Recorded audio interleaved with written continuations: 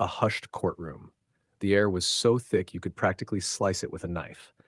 In walked Naomi Steele, tall, sharp, rocking a perfectly tailored suit that screamed authority. But guess what? Authority didn't stop prejudice. A uniformed officer, clearly drunk on his own bias, had the audacity to block her path. He looked right past the federal badge in her hand, snatched it like she was some kid with a fake hall pass, and sneered, "This is fake." And then, get this, before anyone could even process what was happening, he twisted her wrist, snapped cold steel cuffs on her like she was some two-bit criminal, and shoved her against the rail. The entire courtroom froze. Lawyers, reporters, even the judge, silent. But here's the thing.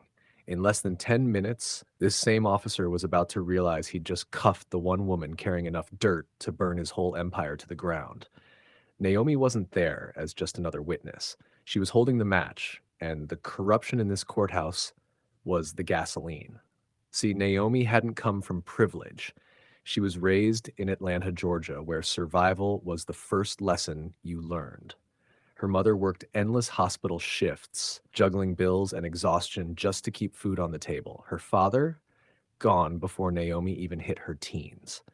By 15, she already knew the rules. Stay sharp, stay visible, stay unbreakable. That grit carried her all the way into the FBI, not because of connections, but because she refused to let a world stacked against her push her aside. And if you think that arrest was the worst thing to happen that morning, oh no, that was just the appetizer. The real meal? It was still being served. Before we go any further, welcome to Voices Unchained. Comment where in the world you're watching from, and make sure to subscribe. Naomi's cheek was pressed against that cold wooden rail, cuffs digging into her wrists. And here's the kicker. She wasn't scared. She was furious. Because sitting just a few feet away was her brown leather briefcase. Inside, a USB drive stuffed with recordings, fake reports, and enough receipts to sink half the department. But Officer Mark Jennings? Oh, he thought he was on top of the world.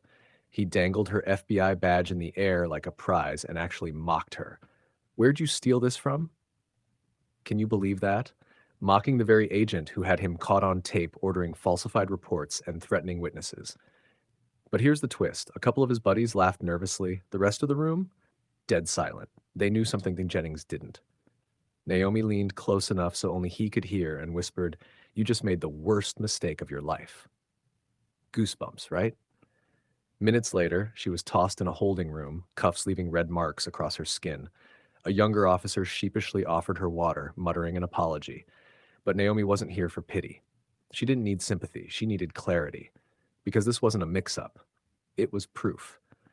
Proof that even with a badge, a black woman could still be treated like she didn't belong. Meanwhile, outside, oh, the gossip wheel was already spinning. Reporters snapping photos, footage of the arrest flying online. Inside, the judge stalled the case. Because how could the star witness testify when she'd just been humiliated in front of the entire courtroom? But here's the part Jennings didn't see coming. Naomi wasn't broken. When she came back, she didn't just walk in. She owned the room. Calm, collected, focused. And when she opened her mouth on that stand, the silence was deafening. "For the past 8 months," Naomi began, voice steady enough to slice glass, "I've led an undercover investigation into misconduct in this department." And then, boom, she plugged in that USB. The speakers crackled, and whose voice filled the room? None other than Jennings himself, barking orders to invent charges against a young black man. The audience gasped, and right there, sitting in the crowd, the boy's mother broke down in tears. Can you imagine watching the man who ruined your child's life get exposed in front of everyone? Brutal. Naomi didn't stop. "I have 12 more recordings," she said, flipping through files like receipts at a clearance sale, each one tied to arrests that magically disappeared in court. The intent? Undeniable. Jennings' face? Pale as printer paper. But here's where it gets wild. The prosecutor leaned in and asked, "Can you identify the officer who intimidated you?" Naomi didn't blink. She stared straight at Jennings and said, "Officer Mark Jennings." The room froze. Even the judge had to double-check his notes. "The same officer from this morning's incident?" he asked. Naomi's answer, a crisp, cutting, "Yes, Your Honor." By the next day, the courthouse was swarming with cameras. Naomi showed up in that same fitted suit, same briefcase, but this time the world was watching. Jennings? sweating through his collar, looking like he hadn't slept in weeks. And then Naomi dropped the second USB, this one wrapped in red tape. Inside, a half hour of audio from a fellow officer who'd finally cracked under guilt. On the tape, Jennings bragged, "I'm untouchable. I've got the system in my pocket." But untouchable? Please. He was about to find out just how wrong he was. The judge leaned back, eyes locked on Jennings. "Play the tape," he ordered. And when that smug voice echoed through the courtroom, Jennings caught bragging about silencing citizens, pressuring rookies, and doctoring reports. There was no escape hatch left. Naomi didn't flinch. She hit him with the line of the century. "Would you like to explain what you meant by I'm untouchable? I have the system in my pocket?" That's your voice, isn't it? Ouch. You could feel the walls closing in. The final nail? Video footage of Jennings in a parking lot, passing off altered files like candy. The judge didn't waste a second. "Sheriff, arrest this man." And oh, the irony, the cuffs snapping onto Jennings' wrists, the same ones he'd slapped on Naomi hours earlier. He stumbled back, sputtering, "You believe her, not me?" But no one moved to defend him. Not one. Naomi leaned close and whispered, "Didn't think I'd get the last word, did you?" Delicious.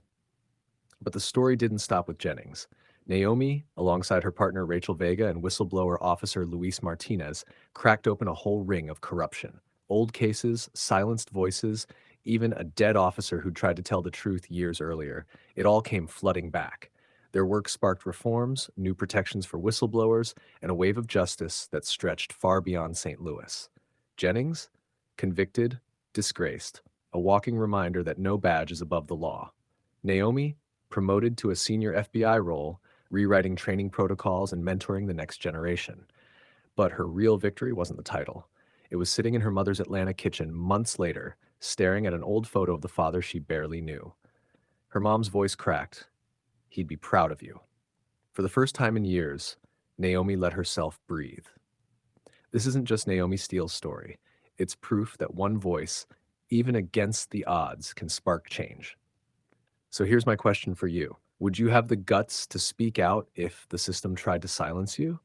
Drop your answer in the comments. And if this story lit a fire in you, hit like, share it, and subscribe. Because on Voices Unchained, every voice matters.